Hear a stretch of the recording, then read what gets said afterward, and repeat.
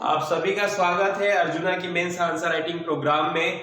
मैं विजय द्विवेदी, संस्थान के निदेशक, अर्जुना पब्लिकेशन के प्रधान संपादक की ओर से आप सभी का स्वागत करता हूं। और एक बहुत ही इनोवेटिव और ज्ञानवर्धक और आपकी मुख्य परीक्षा को फोकस करके हमने इस मेंस आंसर राइटिंग प्रोग्राम को स्टार्ट किया है। बहुत सारे बच्चे जो अलग अलग डिस्ट्रिक्ट वाइज आज पेंडेमिक में आपके एक आइसोलेट है अपने एक रूम में, और मेंस जैसे आपके एक बहुत महत्वपूर्ण स्टेज पे पहुंच गए हैं, या फिर न्यू कमर जो तैयारी कर रहे हैं आपके भविष्य में अपने अधिकारी या प्रशासन में जाने के सपने को लेकर के, उन सभी के लिए हमारे स्टेट पीसीएस का सबसे इंपॉर्टेंट जो एग्जाम का जो लेवल होता है वो है आपका मेंस। ये मेंस वो स्टेज है जो आपके मेन अर्निंग मार्क्स यानी 1400 में जो आपका मेरिट में जो नंबर होता है, या फिर तीसरे लास्ट आपके चरण में साक्षात्कार पहुंचने में मुख्य परीक्षा बहुत ही निर्णायक मानी जाती है। यानी हमारे अपने पूरे जीवन में जो हमने अपना लक्ष्य रखा है तत्कालिक जो आपके प्रशासन में जाने का है आपका, उसे पूर्ण तरीके से अगर देखेंगे मुख्य परीक्षा ही आपको उस अपने सुप्रीम अपने एम तक पहुंचा सकती है। और आज हम अपने इस मेंस आंसर राइटिंग प्रोग्राम में जो सबसे पहले मैं सब्जेक्ट जो आपके सामने अपने आंसर राइटिंग प्रोग्राम को लेकर के रिप्रेजेंट करूंगा वो है आपका पेपर 6 का इंडियन फिलॉसफी यानी भारतीय दर्शन शास्त्र। सभी बच्चों की दुखती नब्ज अगर देखेंगे तो आज के समय में पेपर आपका जो इंडियन फिलॉसफी का जो आपका सब्जेक्ट इसमें जुड़ा हुआ है। 2018 के बाद आपके इसमें फिर वेस्टर्न फिलॉसफर को भी क्या कर दिया गया, आपका इसमें जोड़ा गया।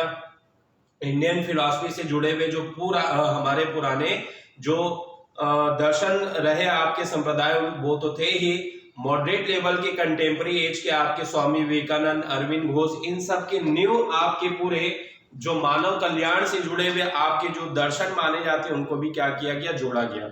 यानी विषय का दायरा पहले से और ज्यादा क्या हो गया, आपका विस्तृत हो गया। 2018 से पहले बहुत शॉर्ट में और स्वीट जो आपका माना जाता था, जिसको हम लगभग 2 या 3 दिन में भी समझ करके, अब जब सिलेबस बड़ा हो गया है तो कई बच्चे क्लास में बोलते हैं सर पहले का सिलेबस बहुत अच्छा था, अभी हम जितना पढ़ रहे हैं उससे पहले 1 हफ्ते में ही हमारा वो दर्शन का आपका पार्ट क्या हो जाता था, कंप्लीट, क्योंकि उसमें धर्म दर्शन भी आपका क्या था, आपका जुड़ा हुआ था। चलिए, तो आज मैं जो भारतीय दर्शन शास्त्र में जो सबसे पहले आपके सामने जिस टॉपिक को रिप्रेजेंट करूंगा, चूंकि लॉन्ग क्वेश्चन ही हमारा क्या रहेगा, टारगेट रहेगा, इस आंसर राइटिंग प्रोग्राम में जो भी आपके सब्जेक्ट रहेंगे लगभग 5 दिन कंटिन्यूटी में आपके इसमें वीडियो जो रहेंगे अपलोड होंगे। कोर जो सिलेबस है जहां पर प्रोबेबली क्वेश्चन बनते हैं किसी भी एक टॉपिक को लेकर के, हम उसमें लॉन्ग क्वेश्चन में क्या करेंगे, वहां पर डिस्कस करेंगे, ताकि प्रोबेबली आपके जो बन सकते हैं किसी भी सब्जेक्ट से लॉन्ग क्वेश्चन, उसमें लिखने का जो आपका ट्रेंड होना चाहिए, जो आपके एक इनिशियल जो मांग होनी चाहिए एग्जाम की, क्या क्या चीज आपको रिप्रेजेंट करना है, ये आपको पता होना चाहिए। हर सब्जेक्ट का अपना एक सेपरेट अपना डिमांडिंग एक वो है प्रेजेंटेशन को लेकर के, जो उसमें प्रेजेंट करना जरूरी है। जो मेरे सब्जेक्ट है उसमें तो मैं रिप्रेजेंट करूंगा ही, संस्थान में बहुत बड़ा टीचर विंग है आपके मेंस को लेकर के, उसमें से जो सीनियर टीचर हैं आपके वो अपने सब्जेक्ट को भी इसी वे में आपके प्रेजेंट करेंगे।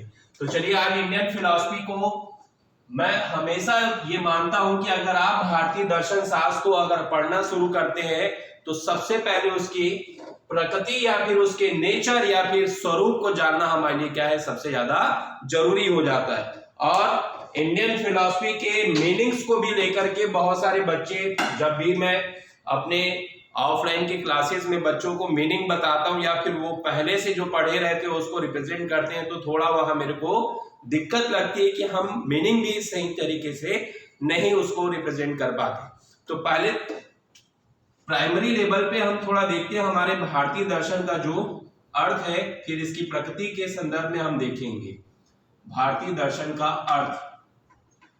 अधिकांश बच्चे जो है शाब्दिक दृष्टि से ही इसके अर्थ को क्या करते हैं, रिप्रेजेंट करते हैं। कोई भी सर्वमान्य इसके भारतीय दर्शन के अर्थ को स्पष्ट नहीं कर पाता। इस विषय से जुड़े हुए जितने भी सब्जेक्ट मैटर हैं, भारत में रहने वाला अगर कोई भी व्यक्ति है वो सामान्यतः 50 साल के बाद इन मुद्दों को सोचना शुरू करता है, क्योंकि भारतीय दर्शन और धर्म अध्यात्म में बहुत गहरा संबंध है और यंगस्टर के लिए 50 साल से पहले किसी भी मोक्ष की बात करना उसके लिए क्या हो जाती है, बेईमानी हो जाती है। इनके सब्जेक्ट मैटर जो टॉपिक्स या विषय वस्तु पढ़ते हैं भारतीय दर्शन में, वो हमारे व्यवहारिक अभी आपके भले अगर कोई सरस्वती स्कूल या फिर ऐसे कंटेम्प्रेरी कोई स्कूलिंग से पढ़ा हुआ है तो थोड़ा इन सब चीजों को समझते हैं, लेकिन पब्लिक स्कूल में पढ़े हुए या फिर दूसरे अगर आप देखेंगे, हाँ गवर्नमेंट स्कूल में भी अगर देखेंगे तो थोड़ा हमारे भारतीय दर्शन नैतिकता से जुड़ी हुई चीजें आपकी शामिल हो जाती है। अगर मैं कहूँ भारतीय दर्शन का कोई भी ऐसा पार्ट जो हमारे बचपन से जुड़ा हो, जो हर व्यक्ति जानता है, पंचतंत्र की कहानियां जो नैतिकता पे आधारित हमें बचपन से, मैं तो खास तौर पे बहुत बड़ा फैन रहा हूँ, आज भी वक्त मिलता है तो जो मेरे बच्चे हैं उनके लिए सीडी का एक पूरा गैलरी बना हुआ है, विक्रम बेताल हो गया, पंचतंत्र, इनकी कहानियों को देखता हूँ। तो एक नैतिकता या नैतिक कहानियां सीबीएसई बोर्ड में भी अभी बहुत ज्यादा इस नैतिकता से जुड़ी हुई कहानियों को लेकर के या नैतिक व्यक्तित्व को लेकर के सेंट्रल गवर्नमेंट ने बहुत फोर्स भी किया था, उसको भी जोड़ा गया। लेकिन हम अब एक हायर एजुकेशन के सब्जेक्ट को पढ़ रहे हैं तो इसमें नैतिकता तो है ही, लेकिन वो आगे जो सिलेबस हमारा भक्ति काल के बाद भारत में मिडिवल जो आपका दर्शन है उसमें जुड़ा हुआ एक पार्ट रहेगा। ठीक है, पहले हम देखते हैं अपने भारतीय दर्शन शास्त्र का जो अर्थ है शाब्दिक दृष्टि से। अगर आप देखेंगे इसमें एक पेटेंट आपका हमेशा जो बच्चे मैं देखता हूं आंसर शीट में लिखते हैं संस्कृत के दृश्य धातु, और उसके बाद जो इससे जुड़ा हुआ एक श्लोक हमेशा आपके इसके अर्थ को लेकर के कहा जाता है दृश्यते। दृश्यते मतलब होता है आपका देखना, सीइंग हो गया। ठीक है, अनेन इति दर्शनम, अर्थात शाब्दिक दृष्टि से दर्शन शास्त्र को देखे जो दृश्य धातु से बना हुआ है जिसके द्वारा देखा जाए। ये भारतीय दर्शन शास्त्र की आपकी एक वर्डिंग को लेकर के या शाब्दिक दृष्टि से कहा गया एक अर्थ माना जा सकता है, लेकिन ये सर्वमान्य अर्थ में नहीं मानता। ठीक, सर्वमान्य अर्थ में अगर आप देखें तो भारतीय दर्शन को अगर आप देखेंगे, यहां पर देखना तो है बिल्कुल, आपका हमारी जो आंखें हैं सामान्य रूप से ये हमारे इंद्रियों में एक ऐसी इंद्रियां है जिससे हम पूरे संसार को देख पाते। किसी भी वस्तु के बारे में जो उसकी भौतिक जो उसका ज्ञान है, चरवाक दर्शन में जैसे प्रत्यक्ष अगर आप प्रमाण देखेंगे उसमें आपके इस इंद्रिय ज्ञान को ज्यादा महत्व दिया जाता है, लेकिन भारतीय दर्शन में इसका शाब्दिक जो अर्थ दिया जाता है दृश्यते अनेन इति दर्शनम, यानी जिसके द्वारा देखा जाए। ये जो देखने का वास्तविक अगर आप देखेंगे अर्थ हमें इसकी सर्वमान्य परिभाषा में क्या होती है स्पष्ट किया जाता है। अब देखना है तो क्या देखना है, हु, भाई कौन देखेगा, आपकी ये इंद्रियां नहीं देखेंगी। जब आप भारतीय दर्शन की बात करेंगे तो यहां पर आंख जैसे प्रत्यक्ष इंद्रिय की बात नहीं आती है, बल्कि सूक्ष्म दृष्टि की बात आती है। अब ये सूक्ष्म दृष्टि जो है वो कहा जाता है ना, मेरे अंदर से आवाज आ रही है, एक आकाशवाणी आ रही है। ठीक, ये एक अनुभूतिक स्तर होता है। हम अपने मानव जीवन में किसी भी चीज की अनुभूति जो दो माध्यम से करते हैं, एक है हमारे इंद्रिय माध्यम से अनुभूति या जानना इंट्यूटिव कॉन्शियस यानी इंद्रिय माध्यम से, और दूसरा है अनेंद्रिय अर्थात हमारी आंतरिक आत्मा या सोल के माध्यम से किसी भी चीज के स्वरूप को जानना, वो क्या कहलाएगा, सूक्ष्म दृष्टि। तो कौन देखेगा भाई, सूक्ष्म दृष्टि। आंख नहीं देखेगी बल्कि कौन देखेगी, सूक्ष्म दृष्टि देखेगी। किसको देखेगी, बूम, सत्य को। भारतीय दर्शन जो है वो सत्य अर्थात यथार्थ, हमारे भारतीय दर्शन में संसार या मानव जीवन से जुड़ी हुई दो ही चीजों को स्वीकार किया जाता है, या तो सत्य होगी, क्या होगी, आपकी असत्य। और जो यूनिवर्सल ट्रूथ है जो कभी भी नहीं बदलता, वो आपके भारतीय दर्शन को जानने का सबसे परम आपका क्या होता है, लक्ष्य होता है। यानी हम सत्य यानी यथार्थ ज्ञान को जानने के लिए क्या करते हैं, प्रयास करते हैं। किसके माध्यम से, सूक्ष्म दृष्टि के माध्यम से। लेकिन क्यों हम इस सत्य को या यथार्थ ज्ञान को सूक्ष्म दृष्टि के माध्यम से क्यों देखना चाहते हैं? उसका सबसे बड़ा कारण है, हमारी सृष्टि किसने बनाई है, या संसार किसने बनाया है, ये जगत किससे रेगुलेट होता है या नियंत्रित होता है। आज पेंडेमिक, आपके कोरोना में एक बात कही जाती है कि ये प्रकृति का ही विपरीत व्यवहार है जो इतने क्रिटिकल वायरस को आपके जनरेट किया है। ये हमने मानव ने प्रकृति पे जो अनावश्यक आपके बार बार दोहन किया है, उसी का ही ये आपका नकारात्मक आपका दोष देखा जा रहा है आपके कोरोना वायरस के रूप में। हम आज के समय में सबसे ज्यादा अगर आप देखेंगे, जो घरों में बंद आपके लॉकडाउन में जो लोग हैं, आसपास जो आपकी डेथ की जो सूचनाएं आ रही है, हम इस चीज को अंतर रूप से जानने का प्रयास करते हैं, या फिर सोच रहे हैं कि वाकई में हमारे आसपास क्या हो रहा है, ये सृष्टि या सत्ता जो है आखिर ये क्या नष्ट हो जाएगी, या फिर किसके द्वारा जो रेगुलेट हो रही है, हमने वाकई में कुछ गलत काम किया, प्रकृति के साथ लगातार जो दोहन किया, इससे ये जो चीजें आपकी उत्पन्न हो रही है। ठीक, क्यों जानना है सूक्ष्म दृष्टि के माध्यम से सत्य को? सृष्टि या संसार से जुड़ा हुआ आखिर ये संसार किसने बनाया है, क्या कोई नियंत्रक है या नहीं, मानव जीवन का लक्ष्य क्या है। हमने एक मानव श्रेणी में जन्म लिया है, तो क्या मानव जीवन का कोई लक्ष्य है? मानव जीवन से जुड़े हुए आपके व्यवहारिक प्रश्नों को लेकर के हम अपनी सूक्ष्म दृष्टि के माध्यम से क्या करते हैं, सत्य को जानने का प्रयास करते हैं। तो हमने शाब्दिक दृष्टि से दृश्य धातु से दृश्यते यानी अनेन इति दर्शनम, जिसके द्वारा देखा जाए। अब इस देखने को लेकर के ही इसकी सर्वमान्य जो है आपके अर्थ को हम यहां पर स्पष्ट करते हैं, जिसमें तीन चीजें आती है। कौन देखेगा? आंखें नहीं, सूक्ष्म दृष्टि देखेगी। भाई किसको देखेगी? सत्य को देखेगी, यथार्थ को देखेगी, अर्थात प्रमा को। क्यों देखेगी? ताकि ये सृष्टि किसने बनाई है, संसार जगत का कोई नियंत्रक है या नहीं, इसे जानना ईश्वर है या नहीं, ये भी एक मूल प्रश्न माना जाता है थियोलॉजी में। मानव जीवन का लक्ष्य क्या है, इन सभी प्रश्नों को लेकर के हम जो है इस दृश्यते अनेन इति दर्शनम को क्या करते हैं, अब इसकी सामान्य परिभाषा को देखते हैं। अर्थात भारतीय दर्शन जीवन व जगत के प्रारंभ। अब यहां प्रारंभ का भी एक निश्चित क्या हो जाएगा आपका, जीवन जगत के प्रारंभ व मूल तत्व को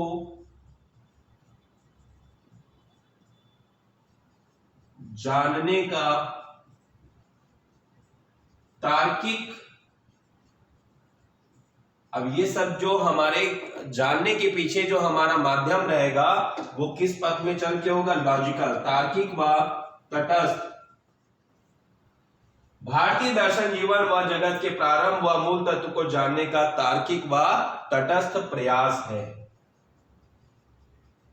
ये हमारे भारतीय दर्शन का वास्तविक अर्थ बनता है आपके देखने के आधार पे।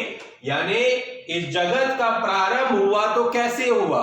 आप जब साइंस के पास जाएंगे तो साइंस जो है आपके बाकायदा एटॉमिक थ्योरी के माध्यम से या बिग बैंग थ्योरी के माध्यम से आपके विभिन्न खगोलीय पिंडों के टूटने के पश्चात जब एक खंड पृथ्वी जो रहा ठंडा हुआ, उसमें H2O की आपके जो गैसी पूरा वातावरण बना, उसके बाद जल की उपलब्धता हुई, पृथ्वी बनी। लेकिन जब भारतीय दर्शन से जब आप इस जगत के प्रारंभ के बारे में बात करेंगे तो हम उस परम तत्व जिसको हम ब्रह्म कहते हैं, उसे हम जानने का क्या करते हैं, प्रयास करते हैं। और वही हमारे लिए क्या हो जाता है, मूल तत्व हो जाता है, जो जगत का आपका निर्माता है, इस सृष्टि के लिए आपके निर्माण के लिए महत्वपूर्ण है। भारतीय दर्शन हमारे पार्थिव जीवन से जुड़ा हुआ केवल एक पहलू जानने का प्रयास करता है, जो मानव जीवन से जुड़ा हुआ है। लेकिन जब हम अदर वर्ल्ड की बात करते हैं कि ईश्वर कौन है, आत्मा क्या है, इस जगत का कोई निर्माता है या नहीं है, इन सभी को जानने के लिए हम क्या करते, तार्किक या तटस्थ प्रयास। ठीक, अगर एक व्यक्ति बोलता है ईश्वर है, तो भारतीय दर्शन बोलता है क्या तार्किक आधार है, उसको आप स्पष्ट करिए। तटस्थ होकर के आप अपने धर्म ग्रंथ के आधार पे उसको विश्लेषित नहीं करिए।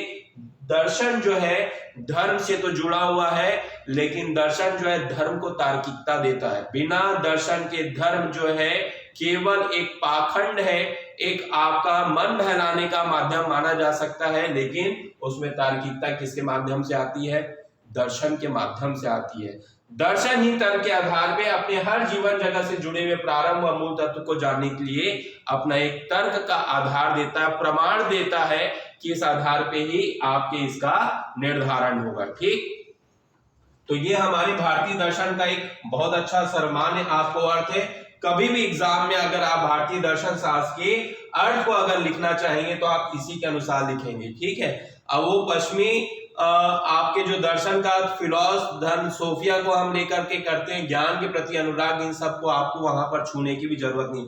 आप भारतीय दर्शन के बारे में बात करें, पाश्चात्य दर्शन का मैं आपको एक दो लेक्चर के बाद हम उस पर चर्चा करेंगे, लेकिन जो हमारा मेन जो पहला सिलेबस भारतीय दर्शन पे है, तो इसके अर्थ और प्रकृति को बेहतर तरीके से समझ लेते हैं। अब चलिए सीधे आते हैं भाई, भारतीय दर्शन की प्रकृति क्या है, इसका स्वभाव क्या है, इसका स्वरूप क्या है। स्वभाव जैसे कहा जाता है ना, अगर मैं दर्शन शास्त्र के आधार पे ही कहूं तो ये वह विषय जिसने मानव स्वभाव को भी आपके निश्चित किया है। ठीक है, अगर कोई व्यक्ति बहुत ही धार्मिक है और नैतिकता के आधार पे आपके अपने सत्य से जुड़े हुए आपके कार्यों को कर रहा है, तो उसे सात्विक स्वभाव के अंतर्गत क्या किया जाता है, आपका शामिल किया जाता है। जो थोड़ा सा राजसिक है, बहुत ज्यादा दिखावे में, पहनावे में, इन सब में आपका खाने या फिर पीने से जुड़े हुई चीजों से जुड़ा रहता है, वो राजसिक होता है।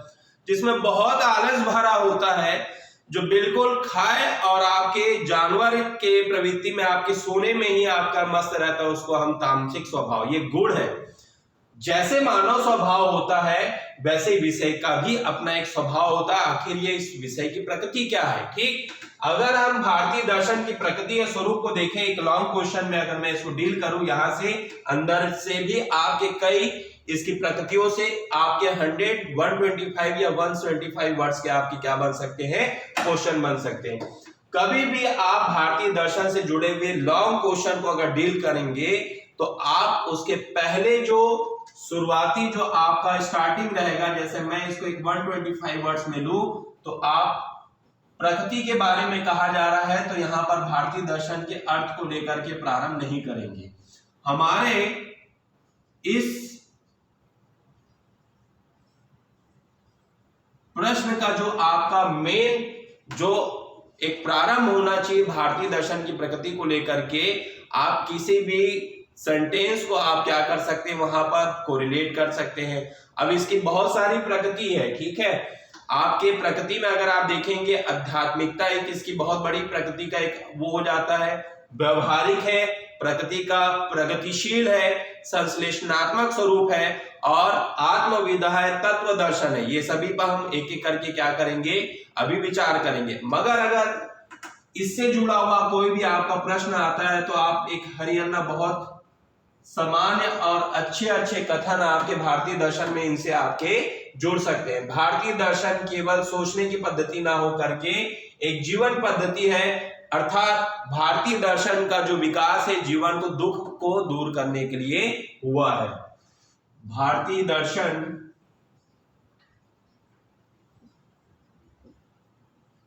एक जीवन पद्धति है जिसका विकास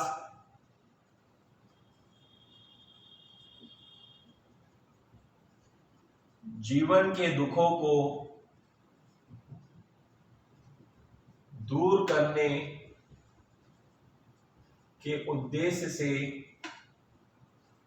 हुआ है।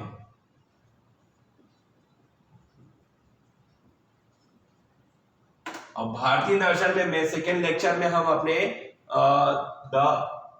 भारतीय दर्शन के संप्रदाय the philosophical schools in Indian philosophy के बारे में मैंने विस्तार से चर्चा में करूंगा, तो उसमें आपके संप्रदाय के बारे में जानना जरूरी है। लेकिन भारतीय दर्शन की उत्पत्ति अगर आप देखेंगे तो वेदों के बाद उसकी संहिता, फिर आते हैं आपके ब्राह्मण ग्रंथ, आरण्यक, उपनिषद।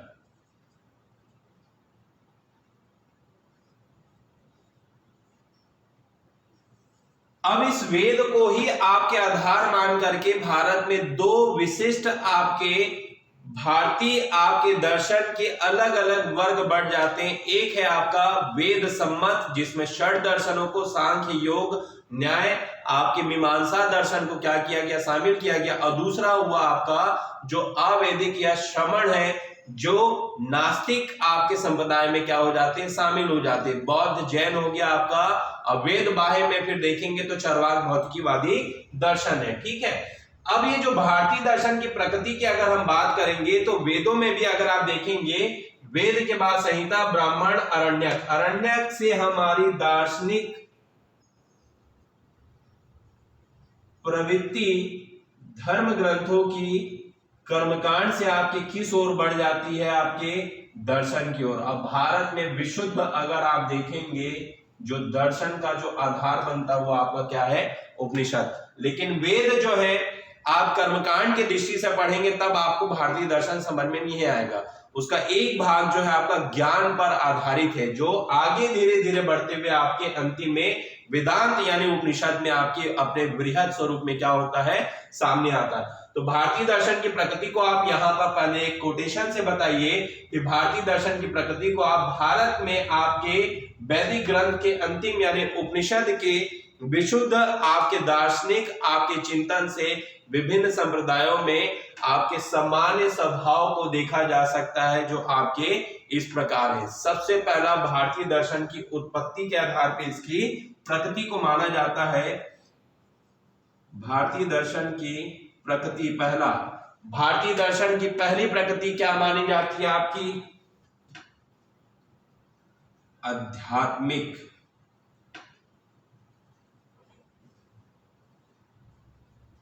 दृष्टिकोण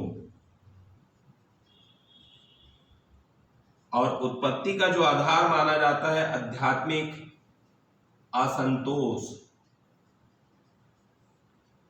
पाश्चात्य अगर आप दर्शन देखेंगे उनका वैज्ञानिक दृष्टिकोण माना जाता है, क्योंकि हमारे भारतीय दर्शन का आपका जो दृष्टिकोण है वो क्या है, आपका आध्यात्मिक है। और भारत में जो दर्शन का उद्भव हुआ है वो किसके कारण हुआ, आपके आध्यात्मिक असंतोष से हुआ। यहाँ पर एक क्वेश्चन 30 वर्ड्स का हो सकता है, भारतीय दर्शन की उत्पत्ति आध्यात्मिक असंतोष से हुई, इसको स्पष्ट कीजिए। लेकिन हम प्रकृति के बारे में कर रहे हैं तो यहाँ पर आपको मैं स्पष्ट कर दूं कि भारतीय दर्शन की जो आपकी प्रकृति में जो सबसे पहला आपका आता है वो इसकी धार्मिक या आध्यात्मिक दृष्टिकोण है। क्यों है, क्योंकि भारतीय दर्शन की शुरुआत जो होती है मानव जीवन के आपके ये स्वीकार किया गया, कारण क्या है, संसार दुखमय है।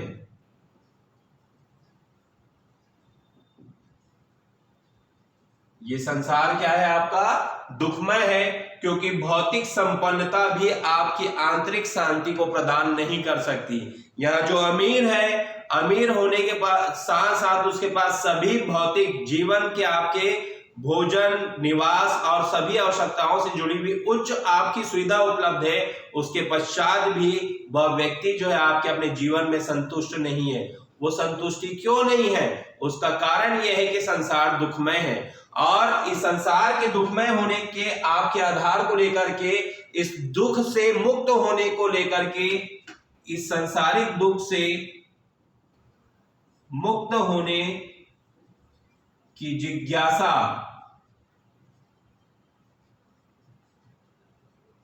ने मानव के, हमारे भारत के प्रारंभिक जो आपके सभ्यता के लोगों का जो चिंतन का जो बहाव या धारा जो रही आपकी, किस ओर बढ़ गई।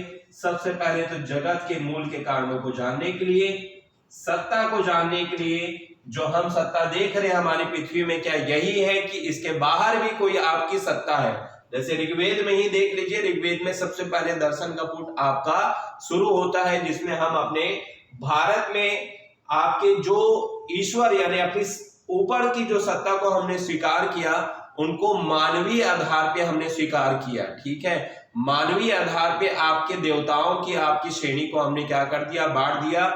जैसा हमारा व्यवसाय था उससे जुड़े हुए अगर कोई भी प्राकृतिक कोई लाभ दे रहा है, जैसे इंद्र है, वर्षा होती है, उससे हमारी फसलों को और अलग अलग चीजों को या फिर दुश्मन कबीले को हमें नष्ट करना है, तो उसको युद्ध में जीतने का जो साहस मिलता है, आपकी जो शक्ति मिलती, किससे मिलती है? आपके इंद्र से। इसलिए उन्हें किलों को तोड़ने वाले देवता के रूप में हमने क्या किया, स्वीकार किया। ठीक, तो संसार दुखमय है, दुख मुक्त की जिज्ञासा मानव चिंतन को आपके जगत और सत्ता के आपके निर्माता या परम तत्व या ईश्वर को जानने के लिए आपकी प्रेरित करती है।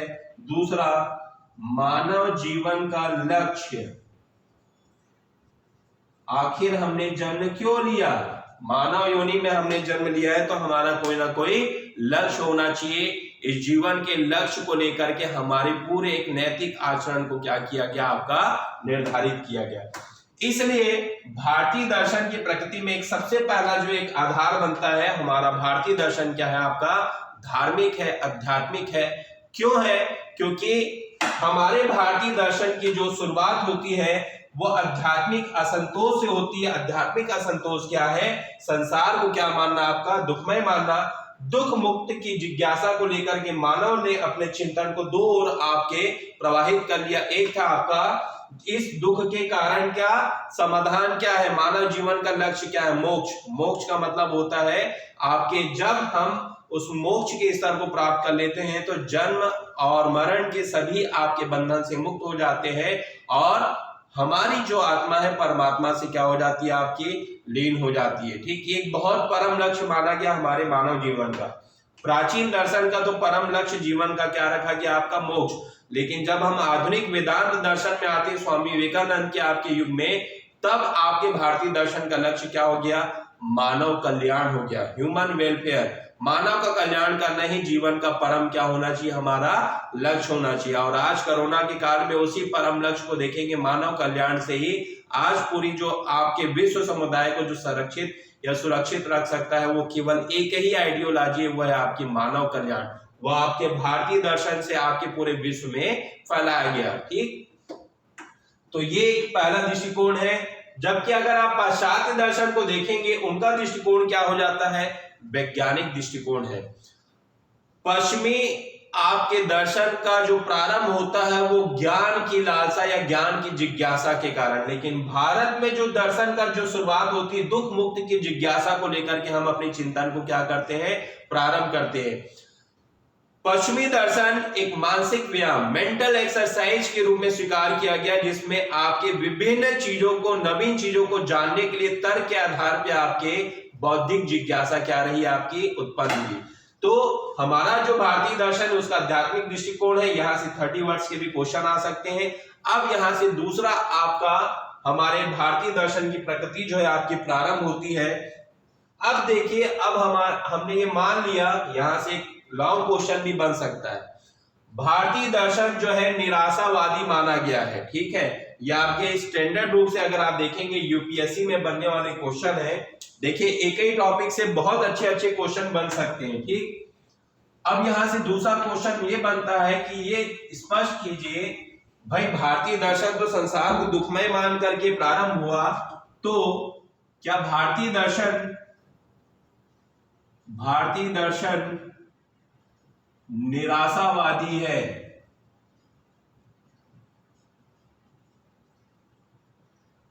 समालोचनात्मक व्याख्या प्रस्तुत करें। हाँ, कहा जा सकता है कि भाई संसार को दुखमय मान करके हमने अपने भारतीय दर्शन की क्या की, शुरुआत की। इसलिए आप भारतीय दर्शन को क्या मान रहे हैं, निराशावादी मान रहे हैं। ठीक है, पहले निराशावादी होने के लिए पीछे छुपा हुआ कारण क्या है, संसार को दुखमय मानना भौतिक 4 पुरुषार्थ होते हैं, धर्म अर्थ काम मोक्ष। भारत में अगर आप देखेंगे उस पुरुषार्थों का श्रेणी क्रम भी, जब आप मेंस क्लियर कर लेंगे, जब इंटरव्यू जाएंगे तो आपके जो पदवार होते हैं, विभागवार जो आपके, उन सभी को आपको प्राथमिकता क्रम देना पड़ता है। भारत में जो 4 पुरुषार्थ यानी मानव के रूप में आप जब जन्म लेते हैं तो 4 चीजों के लिए आपको प्रयत्न करना पड़ता है, धर्म अर्थ काम मोक्ष। धर्म अर्थ काम और मोक्ष, इनमें सर्वोच्च जो मानव जीवन का लक्ष्य स्वीकार किया गया वो क्या, आपका मोक्ष है। धर्म अर्थ काम तो आपके सहायक हैं किसको प्राप्त करने में, आपके मोक्ष को। जीवन का परम लक्ष्य क्या है, मोक्ष है। ठीक है, हमने किसी भी प्रकार से अपने भौतिक लक्ष्य को महत्व नहीं दिया। अर्थ हमारे लिए और काम हमारे लिए केवल सहायक है। अपने गृहस्थ जीवन में जब रह करके हम अर्थ और काम को क्या करते हैं, प्राप्त करते हैं। या भौतिक लक्ष्य को महत्व नहीं दिया गया। ये निराशावाद दुखमय माना गया। ठीक, और तीसरा जो आपका आधार माना जाता है निराशावादी होने का, कि भारत में संपूर्ण दर्शन जो है आपके धार्मिक दृष्टिकोण से ही निर्धारित है। यहां किसी भी प्रकार के प्रगतिशील या वैज्ञानिक तथ्यों को शामिल नहीं किया गया। ये भारतीय दर्शन के निराशावादी होने के आपको कुछ वहां पर कारण वहां पर क्या करना है, 2 या 3 लाइन में आपको क्या करना है, रिप्रेजेंट करना है। लेकिन ये पूर्णतः सत्य नहीं है। भारतीय दर्शन को निराशावादी कहना पूर्ण रूप से आपका क्या नहीं है, सत्य नहीं। यहां पर आपको एक कंटेंट फिर लिखना पड़ेगा कि भारतीय दर्शन जो है या निराशावादी जो है दर्शन का आरंभ है, अंत नहीं है। निराशावाद दर्शन का प्रारंभ है, अंत नहीं। ये 1.5-2 लाइन में आप इस निराशावाद के आधार को लेकर के फिर आप बिल्कुल अलग स्पष्ट रूप से लिखना चाहिए। ये आपका इन्वर्टेड कॉमा में, निराशावाद दर्शन का प्रारंभ है, अंत नहीं। हमें खंडन करना है क्योंकि ये विशुद्ध रूप से आपका क्या नहीं है, आपका मान्य नहीं है कि हम पूर्ण रूप से अपने भारतीय दर्शन को निराशावादी के अंतर्गत मान ले। और अब हमें ये बताना है कि भाई हमारा निराशावाद जो है भारतीय दर्शन का आरंभ है, अंत नहीं। क्योंकि भारत में आपके ये कहा जाता है the pessimism in Indian philosophy is only initial not final. Pessimism Indian philosophy का यानी कि निराशावाद जो है इज ओनली इनिशियल, शुरुआत है, अंत नहीं है। अब आप यहां पर इस बात का खंडन करिए कि क्यों भारतीय दर्शन जो है पूर्णतः आपका निराशावाद नहीं, केवल इसका प्रारंभ है, अंत नहीं। क्योंकि अंत हम अपने भारतीय दर्शन को कहां ले जाते हैं, आपके अपने आशावाद की ओर लेके जाते हैं। हर एक दर्शन आप बौद्ध दर्शन में भी देख लीजिए, आप जैन दर्शन में भी देख लीजिए, भारतीय दर्शन के षट दर्शनों में देख लीजिए, सभी दर्शनों में जो हमारा परम लक्ष्य जो लाया गया है आपका, भले ही हमने मोक्ष को रखा है, लेकिन जीवन का परम आनंद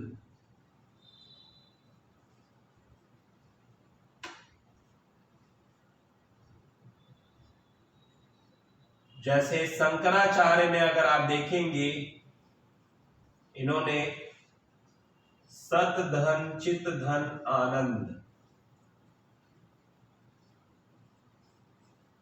को क्या किया, निर्धारित किया।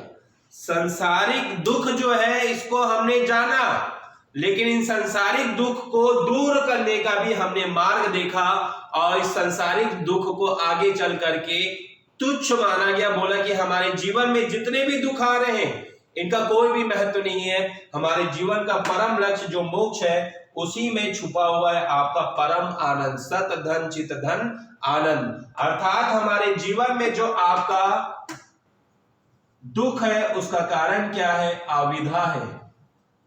अविधा का सामान्य अर्थ होता है आपके उन परम आनंद से जुड़े हुए महत्व या फिर मानकों को ना जानना, जिसके कारण आपके जीवन में दुख है। आप देख लीजिए, गौतम बुद्ध ने अपने 4 आर्य सत्य बताए, 4 आर्य सत्य बताए।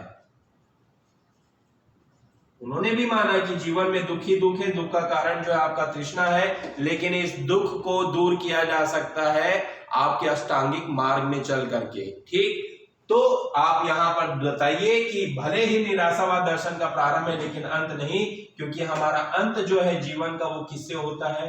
हम आशावाद की ओर आपने दर्शन को लेके जाते हैं।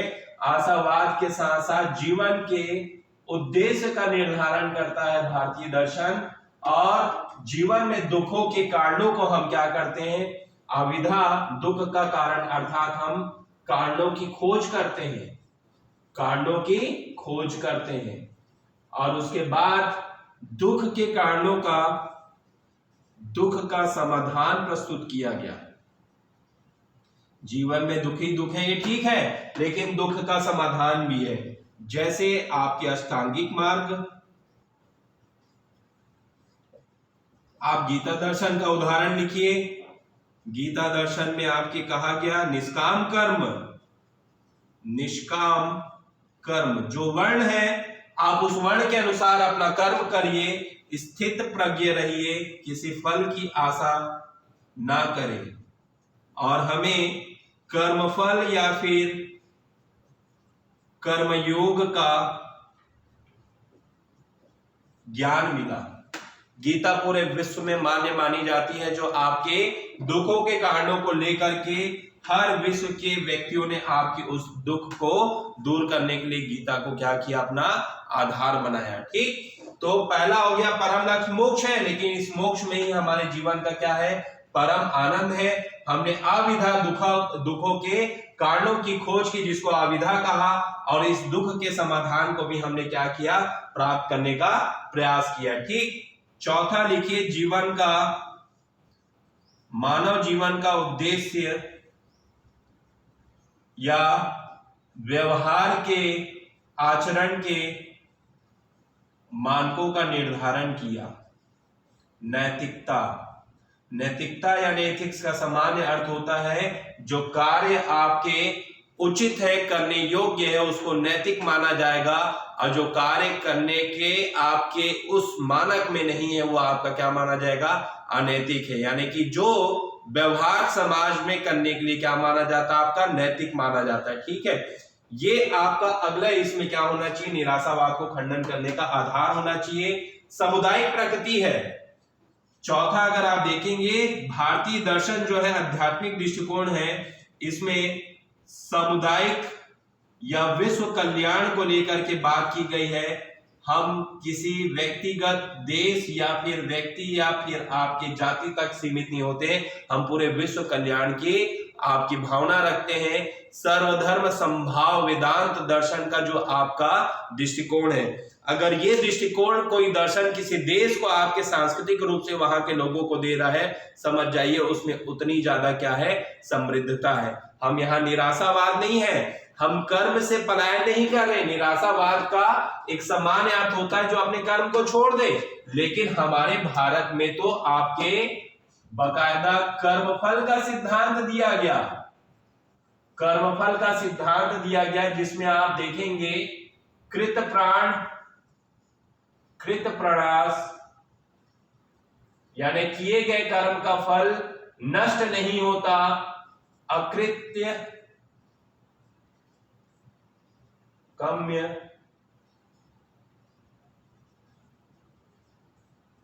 यानी सदैव कर्म फल को क्या करना होता है? भोगना होता है। ठीक, हमारे 3 प्रकार के कर्म बताए गए, संचित, प्रारब्ध और संचयमान बताए गए। ठीक, हम निराशावादी होते तो हम कर्म को छोड़ देते। हमने तो कर्म फल के सिद्धांत को भी खोजा और कर्म करना हमारे जीवन में अनिवार्य है, इसको भी हमने क्या किया है? स्वीकार किया है। ठीक, तो आप इस भारतीय दर्शन निराशावादी, इसी समालोचनात्मक व्याख्या में आप इन सब चीजों को क्या कर सकते हैं, लिख सकते हैं। ठीक, तो भारतीय दर्शन की एक प्रकृति से ही देखिए, आध्यात्मिक जो देखिए उससे हमारा एक और लॉन्ग क्वेश्चन बन गया।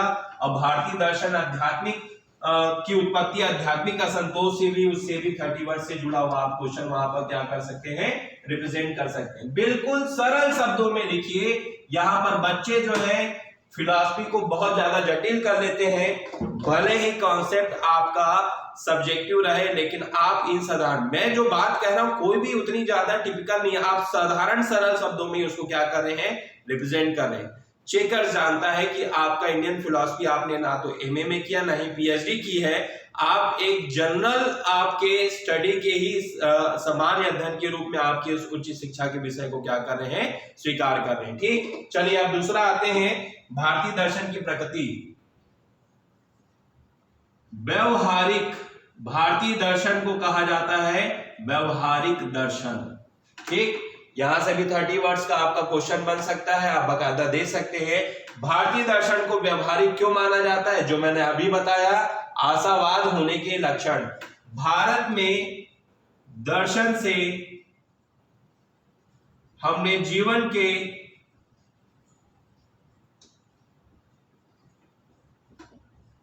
दुखों को जानने का प्रयास किया। अब इस प्रयास को जानने के प्रयास के पश्चात हमने दुख के समाधान को खोजा। आप यहां पर उदाहरण दीजिए, बौद्ध धर्म में, आप जैन धर्म का दे सकते हैं, आप गीता दर्शन का दे सकते हैं। जीवन में दुख का कारण जो सबसे महत्वपूर्ण माना जाता है, कर्म कीजिए, कर्म के फल की चिंता ना कीजिए। ठीक है, आप यहां पर शंकराचार्य के भी आप दर्शन को, अद्वैतवाद को दे सकते हैं बकायदा, जिसमें द्वैत भाव को समाप्त किया गया, जिसमें जगत को आपके शंकराचार्य के अद्वैतवाद में माया जाल माना गया। आपके बौद्ध धर्म का जो योगाचार से जुड़ा हुआ जो संप्रदाय है, उसमें भी आपके जगत को अस्वीकार कर दिया। केवल 2 ही दर्शन है जो जगत को या सृष्टि को बिल्कुल नकार देते हैं, एक स्वामी आपके शंकराचार्य का द्वैतवाद और योगाचार्य जो आपका दर्शन है। ठीक है, तो दुखों के समाधान को लेकर के जो हमने खोजा है, यही हमारे भारतीय दर्शन का व्यवहारिक माना जाता है। पाश्चात्य दर्शन सैद्धांतिक है, थियोटिकल है, केवल जीवन से जुड़े हुए आपके जो ज्ञान है, आपके तार्किकता जो जिज्ञासा है, उसको दूर करने के लिए हम बस जानने का प्रयास करते हैं पाश्चात्य आपके दर्शन में। लेकिन भारतीय दर्शन में आपके जीवन के दुखों को जानने के पश्चात हमने दुख के समाधान के भी मार्गों को क्या किया है, खोजा। इसलिए भारतीय दर्शन का जीवन से गहरा संबंध है। पहले के आपके सिलेबस में यहां से 500 वर्ड्स का आपका क्वेश्चन आ चुका था। 2018 के पहले जो आपके सिलेबस थे, वो सीधा सीधा भारतीय दर्शन की प्रकृति जो व्यवहारिक है, आपके अप्लाइड उससे जुड़ा हुआ है। व्यवहारिक क्यों है? क्योंकि हम मानवीय चिंतन की जो दूसरी धारा, मानव जीवन के आपके परम लक्ष्य, मानव जीवन से जुड़े हुए, हमें अगर जन्म लिए तो हमें क्या कार्य करना चाहिए, नैतिकता से जुड़े हुए प्रश्नों को लेकर के हमने क्या किया था, आपके उसे जानने का प्रयास किया था। ठीक, अब चलिए तीसरी प्रकृति को देखते हैं, प्रगतिशील। भारतीय दर्शन प्रगतिशील है, प्रोग्रेसिव फिलोसॉफिकल पाथ। भारतीय दर्शन ना तो निराशावादी है ना ही रूढ़िवादी। यहां पर एक क्वेश्चन आता है कि क्या भारतीय दर्शन आपका रूढ़िवादी है? तो रूढ़िवादी नहीं है। भारतीय दर्शन क्या है आपका? प्रगतिशील है। क्यों है? क्योंकि जब मैं अपने नेक्स्ट लेक्चर में जो पढ़ाऊंगा आपके जो संप्रदाय है हमारे भारतीय दर्शन के, ठीक है, फिलोसॉफिकल स्कूल्स इन इंडिया, उसमें आप देखेंगे सभी दर्शन, चाहे आप षड दर्शन को ले लीजिए जो आपके वेद सम्मत हैं या वैदिक प्रशंसा या वेद को प्रमाण मानते हैं, और दूसरे जो आपके वेद निंदक, नास्तिक या अवैदिक या श्रमण जो आपके दर्शन है, सभी दर्शनों में, षड दर्शनों में अगर आप देखेंगे सभी दर्शन एक दूसरे का खंडन करते हुए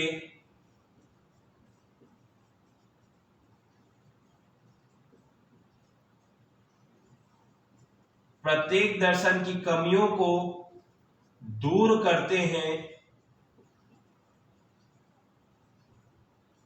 व भारत में दर्शन के अनुयायी संप्रदाय में परिवर्तित हो जाते हैं। ये एक बहुत विलक्षण प्रकृति है भारतीय दर्शन की। आप पाश्चात्य दर्शन को देखेंगे, जैसे विवेकवाद, पश्चिमी दर्शन में विवेकवाद जो डेकार्ट, स्पिनोजा, लाइबनिज का जो आपका एक क्रम माना जाता है, उसके बाद एम्पिरिसिज्म यानी अनुभववाद आता है। तो विवेकवादी जो आपके दार्शनिक है, उनके मत क्या हो जाते हैं, समाप्त हो जाते हैं। जो नया मत आता है पिछले दर्शन की मान्यताओं को आपके आलोचना से आपके निष्फल कर देता है, उसका युग वहीं समाप्त हो जाता है। लेकिन भारतीय दर्शन बहुत प्रगतिशील है। यहाँ पर ऐसा नहीं सभी दर्शन ने एक दूसरे की प्रशंसा की। षड दर्शनों में अगर आप देखेंगे, सांख्य दर्शन और आपका योग एक समानांतर आपके आ जाते हैं, लेकिन वहीं अगर आप देखेंगे न्याय और वैशेषिक उसके विरोधी हो जाते हैं। वो एक दूसरे का खंडन करते हैं, खंडन करते हुए एक दूसरे की कमियों को क्या करते हैं, दूर करते हैं। सभी दर्शनों में देखेंगे चरवाक का जो आपका भौतिकीवादी दर्शन है, सबसे ज्यादा जो आलोचना की गई आपके चरवाक के सुखवाद की गई। उसे नास्तिको शिरोमणि कहा गया, नास्तिक विधा में परम आपका दर्शन माना गया। लेकिन सभी दर्शन अगर किसी दूसरे दर्शन का खंडन कर रहे हैं, यानी ये मान के चलिए विभिन्न सारे अलग अलग आयाम व तर्कों को क्या कर रहे हैं, आपके वहां पर सिद्ध कर रहे हैं, ठीक। और सभी दर्शन आगे चल करके उस दर्शन को मानने वाले जो भारत में अनुयायी बने, उन्होंने स्वयं को अपने को संप्रदाय में क्या कर लिया, आपका परिवर्तित। जैसे बौद्ध धर्म, बौद्ध दर्शन जो गौतम बुद्ध के द्वारा दिए गए आपके जो सिद्धांत, वो दार्शनिक सिद्धांतों में अगर आप देखेंगे 4 आर्य सत्य, आगे चल करके गौतम बुद्ध की पूरे तार्किक सबसे सरलतम जो उपदेश दिए गए, उनको लेकर के अनुयायियों का एक समूह बन गया। जैन दर्शन में देख लीजिए, वही शंकराचार्य के अद्वैतवाद को भी लेकर के आपके एक विशेष संप्रदाय की क्या हो गई, आपकी उत्पत्ति हो गई। तो ये रूढ़िवादी ना होकर के प्रगतिशील है। और हम आधुनिक जब दर्शन में प्रवेश करते हैं, स्वामी विवेकानंद, आपके महात्मा गांधी भी जो हमारे भारत के राष्ट्रपिता हैं, इन सभी के दर्शन जो आपके नवीनतम परम लक्ष्य यानी मानव कल्याण को क्या कर लेते हैं, स्वीकार कर लेते हैं, ठीक। तो हमारे भारतीय दर्शन की आपके व्यवहारिक के बाद जो अगली प्रगति है, वो क्या है, आपकी प्रगतिशील यानी कि प्रोग्रेसिव है, ठीक। अब चलिए अगली प्रकृति हमारी जो भारतीय दर्शन की है, भारतीय दर्शन को आत्मविधा कहा जाता है, ठीक। फोर्थ, भारतीय दर्शन को आत्मविधा कहा गया। यहां से सीधा सरल अर्थ है कि जब हम जगत के बारे में ईश्वर या अदर वर्ल्ड, परलोक की जब बात करते हैं, दिस वर्ल्ड के बाद जो आपके परलोक की बात है, तो वहीं पर हमारा एक और शब्द आता है, वो है आपका सोल यानी कि आत्मा। आत्मविधा, आत्मा का अस्तित्व भारत के अधिकांश दर्शनों में क्या किया गया, आपका स्वीकार किया गया है। पहला कारण आत्मा या चेतनता, चेतन स्वरूप को सभी दर्शन ने स्वीकार किया। पहला कारण जो आपका माना जाता है आत्मविधा का, परम तत्व जिसे पूरी सृष्टि या सत्ता बनी है, या फिर हमारे जो ईश्वर है, परम तत्व को जानने हेतु आत्मा का स्वरूप जानना अनिवार्य है।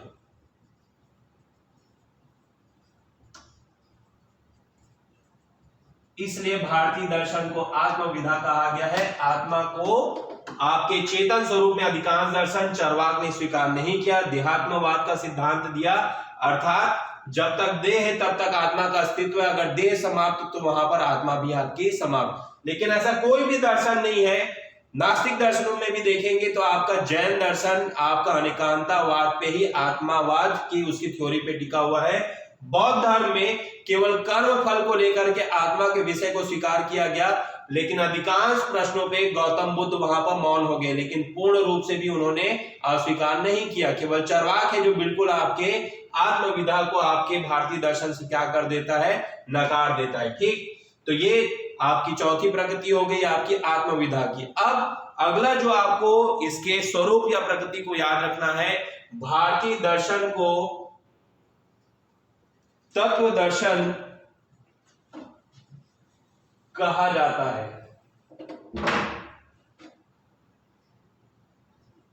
तत्व दर्शन, अब ये क्या है तत्व दर्शन? बहुत सारे बच्चे सोचेंगे भाई ये तत्व दर्शन क्या है। देखिए, भारत में चूंकि हमारा जो दृष्टिकोण है वो आपका आध्यात्मिक है, धार्मिक है, हमारे भारतीय दर्शन में जो सूक्ष्म दृष्टि मानी जाती है किसी भी आपके जीवन जगत सृष्टि या मानव जीवन से जुड़े हुए पहलुओं को जानने के लिए हम जो सूक्ष्म दृष्टि का जो प्रयोग करते हैं वो होती है आपकी आध्यात्मिक अनुभूति। इस शब्द को याद रखिएगा, आध्यात्मिक अनुभूति।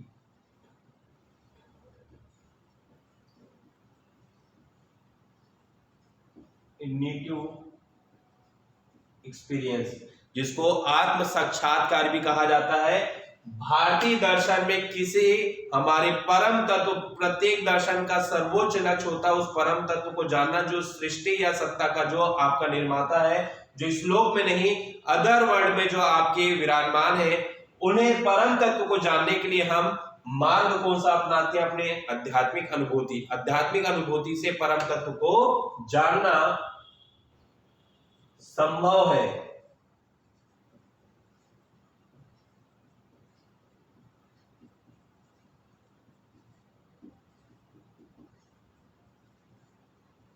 इसलिए भारतीय दर्शन को हम क्या कहते हैं?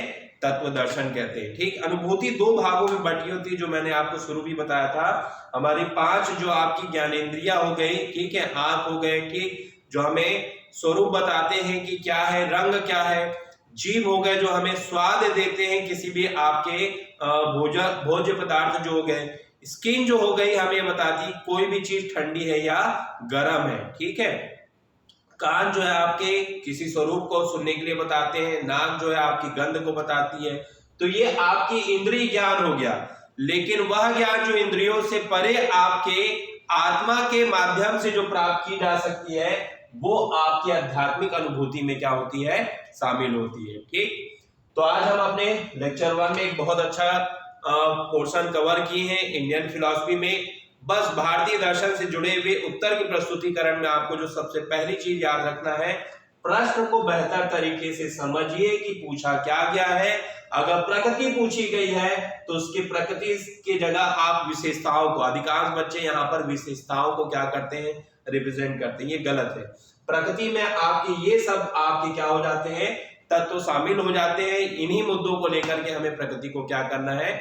आपके वहां पर रिप्रेजेंट करना है, ठीक है। और यहाँ से हर 30 वर्ष के भी आपके जो क्लिष्ट जो आपके प्रश्न बनते हैं उनको भी आप आसानी से बना सकते हैं। चलिए फिर नेक्स्ट लेक्चर में मिलते हैं। ओके।